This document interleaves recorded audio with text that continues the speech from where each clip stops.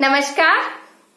This human body being constructed by this Mother Nature with the direction of the universe always constantly gives us signs and symptoms so that we can keep ourselves healthy.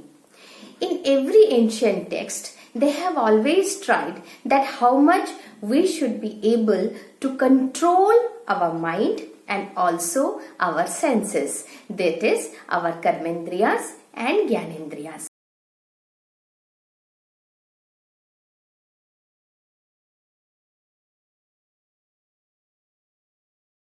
That's why in ancient India, every game, the art of living, the skill, in everything, whatever they have discovered, they have always tried that in those games, in those art, in those skill, the two things are very important. That is, the mind should be able to be in a very controlled state, and also all the senses should be under control, because ancient India had the knowledge that once we do these two mandatory things, then this human body will always be at peace, happiness, and also disease free.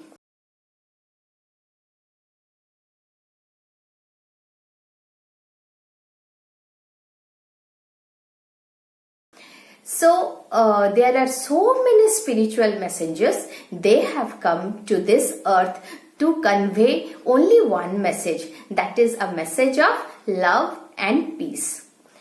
So children below certain age, they always have different kind of milestones they achieve. Already I have made a video that how we can develop our parenting skills looking to the signs and symptoms. Similarly, we as parents, we know our children have around at the age of 5 or 6, they will have we can say the milk teeth, or we can say the baby teeth. But after certain age, that will be replaced by adult teeth. So science has a reason that this changes are happening in the body, that changes are happening in the body. But why universe or the mother nature has given a criteria that these teeth should be replaced by a permanent teeth? So what is that sign and symptoms this human body is making us aware of? We should understand. So according to one of the spiritual messenger, they have said that 3 important games we should introduce to our children's life so that their mind will be stopped wandering from here to there, and also they will have very controlled sense organs. So those 3 games are swimming, archery, and horse riding. So these 3 important games we should introduce to our child life as a mandatory thing, so that tomorrow when the child grows up as an adult should enjoy this life with so much of enthusiasm and confidence. But today, because of different varieties of reasons available in our day-to-day life, children's teeth are being it is already having so much of problem they are facing nowadays. But if a child is free from any kind of sugar eateries, then definitely at the right time the milk teeth will completely fade away, and it will be replaced by the permanent teeth. So when a child is with the milk teeth, that is the best time to introduce the art of swimming. Already I have made a video that how important swimming is for us. Similarly, when the milk teeth is being fading away and it is being slowly replaced by the permanent teeth, or we can say the adult teeth, that is the right time to introduce Yes, that is the right time to introduce the art of archery. Now, let us understand our Lord Ram is always holding an archery. So already in our Ayodhya, Ram Lalla has already come, and this is the right time where every child of our country should be equipped with this art of bow and arrow, so that they will be blessed with a beautiful, stable and very good mind.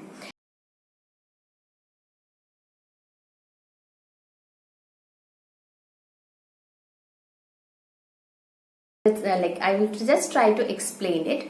When we put the arrow at the bow, that needs lot of energy. So at that time, generally the trainer or the guide will ask you to take a deep, long, slow breathing, and that needs lot of energy to put the arrow at the bow. And the moment you have aligned the arrow in the bow, at that time they will ask you to aim at the center where you want to aim the arrow. At that time we need to hold our breath. So that is the point where we are getting the concentration, we are getting the focus, and then we are understanding the meaning of the word control, and that is the point where we are neither breathing in, neither we are breathing out. So that is a point where the body is at the stable and it is at the point 0. So bow and arrow is also one methodology to achieve the stability what we want to bring to our mind. So what we have done, we have placed the arrow at the bow with a deep, long, slow breathing, and when we have aimed in that point, we have hold our breath, and once we have understood that now this is the right time, that I have already focused at that aim, at that time we will release our breath, and at the same time we will release the arrow. So such a beautiful game it is. If you will surf in the internet, we will see there are n number of benefits of archery game. That is from today's perspective. But when we look back to our ancient text, and when we look to our idols, we know that what message they really want to give us, that what we as the human beings should bring to our next generation, so that tomorrow they will be also gifted with same wisdom, intelligence and knowledge. So one game which is bringing all different kinds of stability, cognitive power to the brain, and with the sense of all the features, entities, attributes what this human body needs and this human mind needs, and to tell ourselves that yes, we are a good human being. So just 3 practices, that is, we are taking long, slow, deep breathing while we are placing the arrow, and when we are trying to focus on our aim, we have hold our breath, we have controlled our breath, and then when we have understood yes that this is my focus, at that time I am releasing the arrow, and at the same time I am exhaling at that time. So this is a beautiful game which we should introduce to our child's life as soon as the milk teeth is fading away and it is being slowly being replaced with the permanent teeth, or we can say the adult teeth. This is the second thing which we should introduce to our child's life. I have already made a video on one of our ancient game known as kabaddi, and how in this kabaddi our children are developing so many attributes, so many qualities which today entrepreneurs, the business world, the family, they are looking forward from our generations. Today, unfortunately, every parent wants their child to practice meditation. If we open the book of the Yoga Sutra, then we will see the yoga is having 8 limbs. I have already made a video on yoga.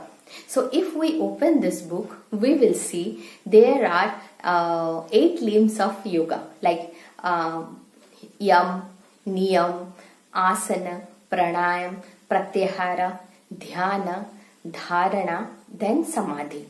If we will introduce directly meditation for a child, the child will be lost in this world.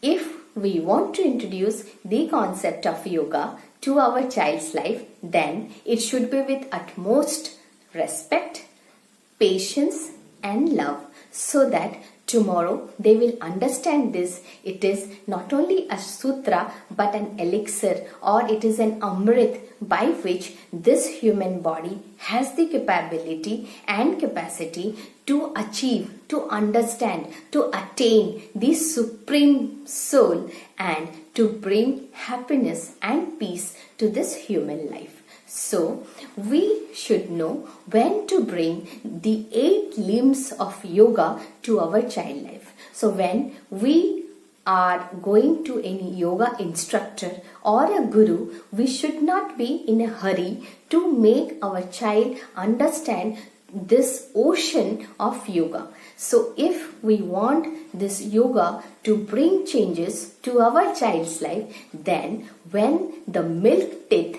is fading away and the adult teeth is coming up in the mouth, that is the right time to introduce the asana and the pranayams to the children's life.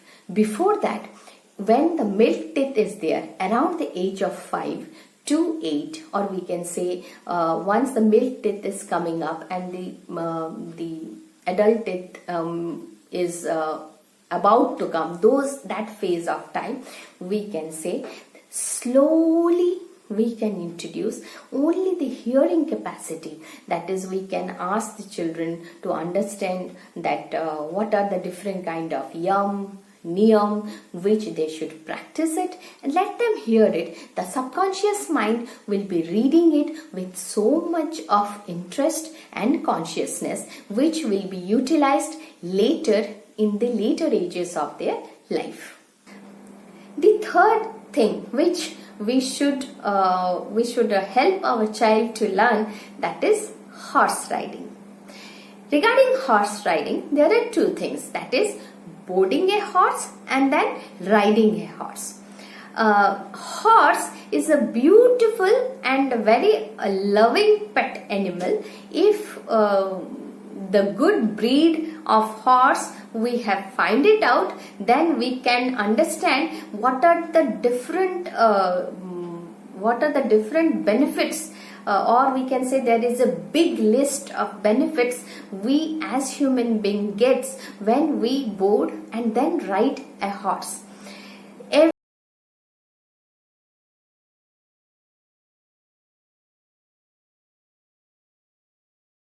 Every warrior in our ancient time, they have always learned the art of riding a horse, because a horse can read your mind. That is the capability of a good breed horse.